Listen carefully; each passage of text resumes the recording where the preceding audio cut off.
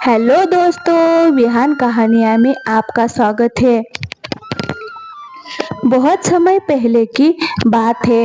एक गांव में दो किसान रहते थे। एक का नाम था मोहन और दूसरे का नाम था सोहन। दोनों बचपन के दोस्त थे और उनके बीच गहरी दोस्ती थी। मोहन एक बहुत ही मेहनती किसान था जो हर दिन सूरज उगने से पहले अपने खेतों में काम करता था।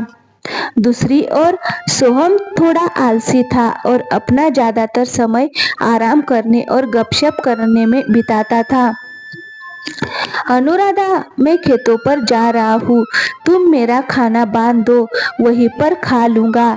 आज खेतों पर थोड़ा ज्यादा समय लग जाएगा। जी, मैंने आपका खाना पहले से ही बांध दिया है, अभी लेकर आती हूँ। ये लीजिए आपका खाना और समय निकालकर जरूर खा लेना। मैंने आज सरसों का साग, रोटी और तुम्हारी मनपसंद लहसुन की चटनी बनाई है। अच्छा ठीक है, अब मैं जाता हूँ, तुम बच्चों को स्कूल छोड़ आना। जी, आप बच्चों की बिल्कुल चिंता मत कीजिए, मैं उन्हें स्कूल छोड़ आऊंगी। आप बस अच्छे से सारा काम निपटाकर जल्दी घर आ जाना।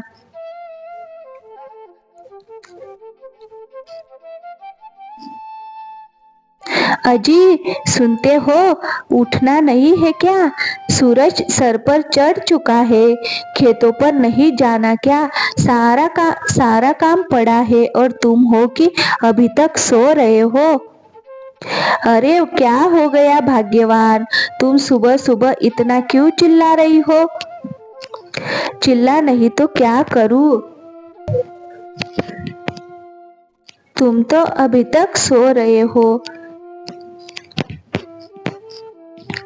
चला जाऊंगा, इतनी भी क्या जल्दी है, खेत कहाँ भागे जा रहे हैं।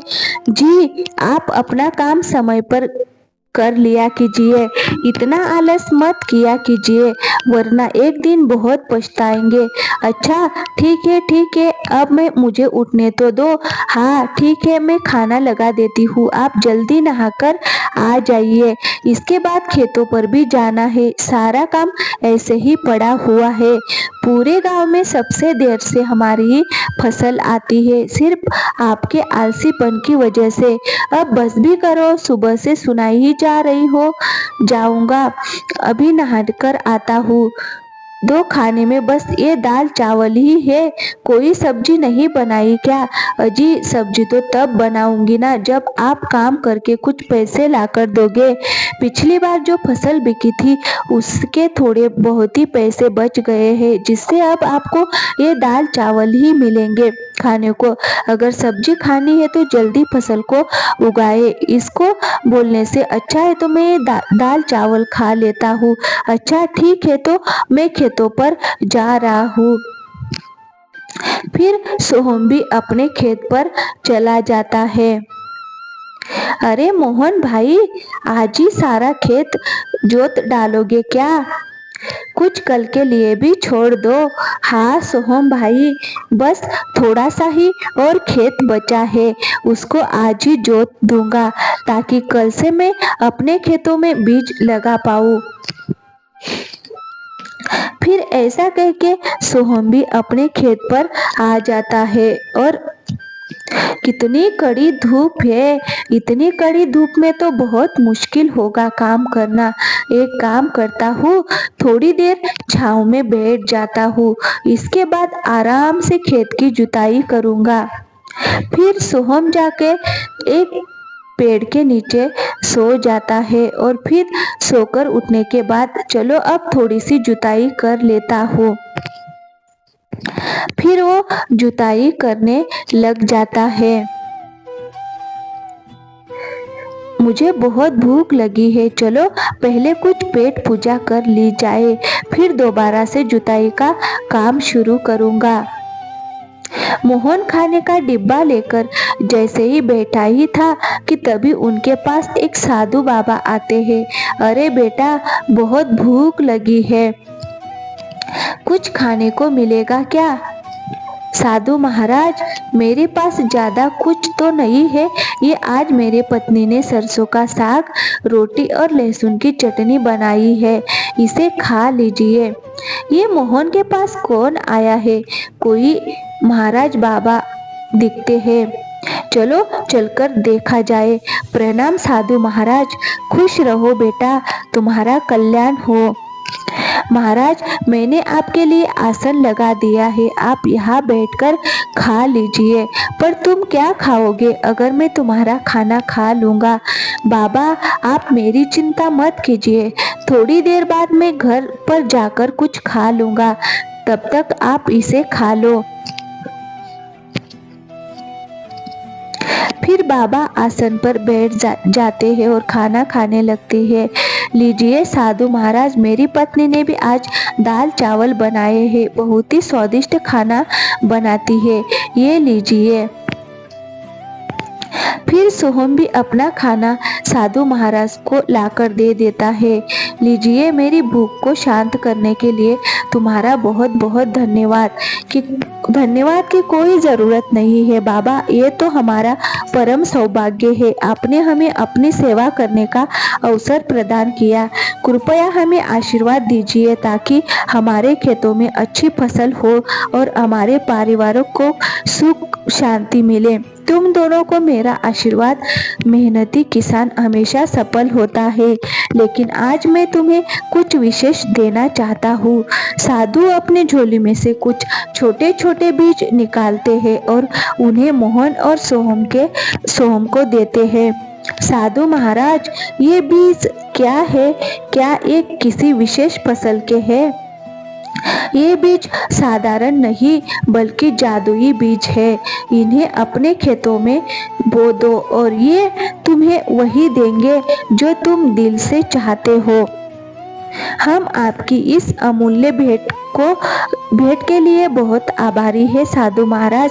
मैं इन बीजों की अच्छे से देखभाल करूंगा और इन्हें रोज पानी दूंगा। लेकिन ये जादुई है तो हमें इतनी मेहनत करने की क्या जरूरत है? पर ये बात हमेशा याद रखना, जादू उसी के लिए काम करता है जो उसकी कद्र करता है। ये बीज अपने आप में शक्ति रखते हैं, लेकिन अगर तुम इन्हें सही देखभाल नहीं दोगे तो तुम्हें उनसे कुछ नहीं मिलेगा। हर दिन इन्हें प्यार और मेहनत से सींचो, तभी ये फल देंगे। जी महाराज, हम आपकी बात को समझ गए। हम इन बीजों का ध्यान रखेंगे और इन्हें बड़े प्यार से सींचेंगे। अच्छा बेटा, तो अब मैं यहाँ से प्रस्थान करता हूँ।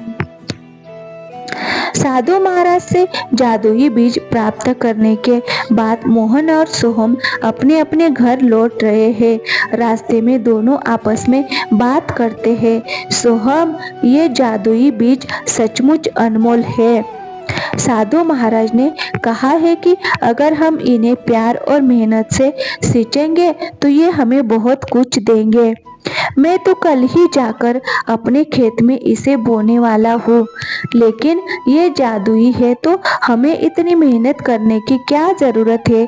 मुझे नहीं लगता कि रोज रोज पानी देने से कुछ खास फर्क पड़ेगा।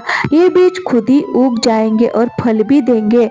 सोहम, साधु महाराज ने साफ साफ कहा था कि मेहनत और प्यार के बिना कुछ नहीं मिलेगा। ये बीज जादुई जरूर है, लेकिन उनका पूरा लाभ उठाने के लिए हमें उनकी अच्छे से देखभाल करनी होगी। मैं कोई भी जोखिम नहीं लेना चाहता, इसीलिए मैं तो हर दिन इन्हें सींच कर इनकी देखभाल करूंगा। इसके बाद दोनों अपने अपने घर की ओर चल पड़ते हैं। दोनों घर पहुंचकर सारी बात अपनी अपनी पत्नियों को बताते हैं। जी, ये तो बहुत ही अच्छी बात है। भगवान की भी हम पर इस समय बड़ी कृपा है, तभी तो आपको आशीर्वाद मिले। अनुराधा, तुम सही कह रही हो। वो देव किसी भगवान के रूप में कम नहीं थे। उनकी आंखों में अलग ही तेज था। जैसा साधु महाराज ने मुझे कहा है, मैं वैसा ही करूंगा।